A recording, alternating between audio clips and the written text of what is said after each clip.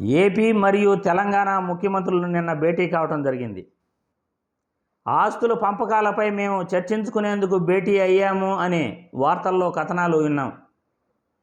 మీడియాలో అంతకుముందు రకరకాల కథనాలు కూడా వినటం జరిగింది.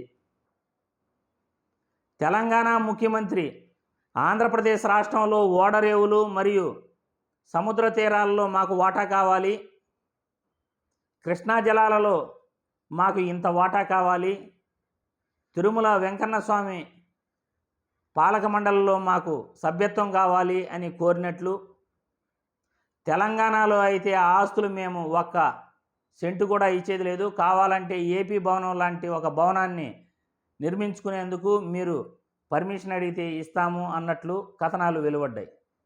కానీ భేటీ అనంతరం భద్రాచలంలోని 5 మండలాలని తెలంగాణలో కలిపేందుకు కేంద్ర ప్రభుత్వానికి లేఖ రాస్తున్నాము.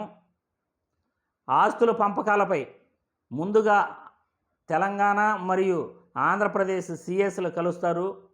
తర్వాత మంత్రులు మరియు అధికారులతో మరో కమిటీ, రెండో కమిటీ వేస్తాము. వీళ్ళు ఏం చెప్తే దానిపైన మేము ముందుకెళ్తాము అని అంటున్నారు. అసలు ఈ భేటీ ఎందుకు జరిగింది? ఈ భేటీ వల్ల ప్రజలకు ఏం ఉపయోగం? అసలు ప్రజలకు, 2 రాష్ట్రాల తెలుగు రాష్ట్రాల ప్రజలకు అసలు ఈ భేటీ వల్ల మంచి జరుగుతుందా? అసలు మీరు ఏం మాట్లాడుకున్నారు భేటీలు అనేది మాత్రం ఎక్కడా కూడా చెప్పలేదు. కేంద్ర ప్రభుత్వం 2 రాష్ట్రాల మధ్య చర్చ జరిగేటప్పుడు, 2 రాష్ట్రాల ఆస్తులను పంచుకోవాల్సి వచ్చినప్పుడు కేంద్ర ప్రభుత్వం మధ్యవర్తిగా ఉంటుంది. ఇక్కడ కేంద్ర ప్రభుత్వం ఊసే ఎత్తలేదు. రాష్ట్రాలు విడిపోయినప్పుడు 2 రాష్ట్రాల్లోని పెద్ద మనుషులు, విజ్ఞానవంతులు ఎలా అయితే చాలాసార్లు మాట్లాడుకున్నారో, చర్చలు జరిగాయో,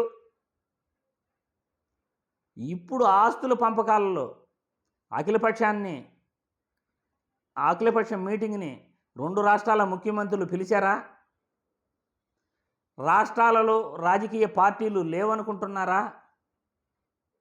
రాష్ట్రంలో విద్యావంతులు మరియు మేధావులు ఎవరూ లేరనుకుంటున్నారా? ఐఏఎస్ ఆఫీసర్లు లేరనుకుంటున్నారా?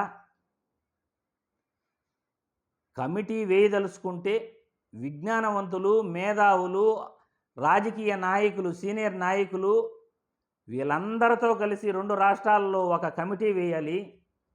దానిపైన ఆస్తులపై మరియు నీళ్లపై వీటన్నిటిపైన పంపకాలు జరగాలి కేంద్ర ప్రభుత్వం యొక్క మధ్యవర్తిత్వంలో.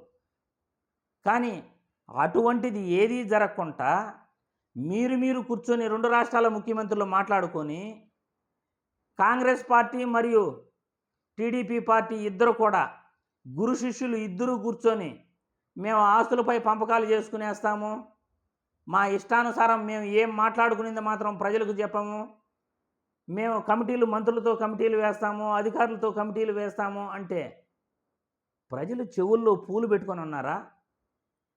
మీరు ఎందుకు అక్కడ భేటీ అయ్యారు?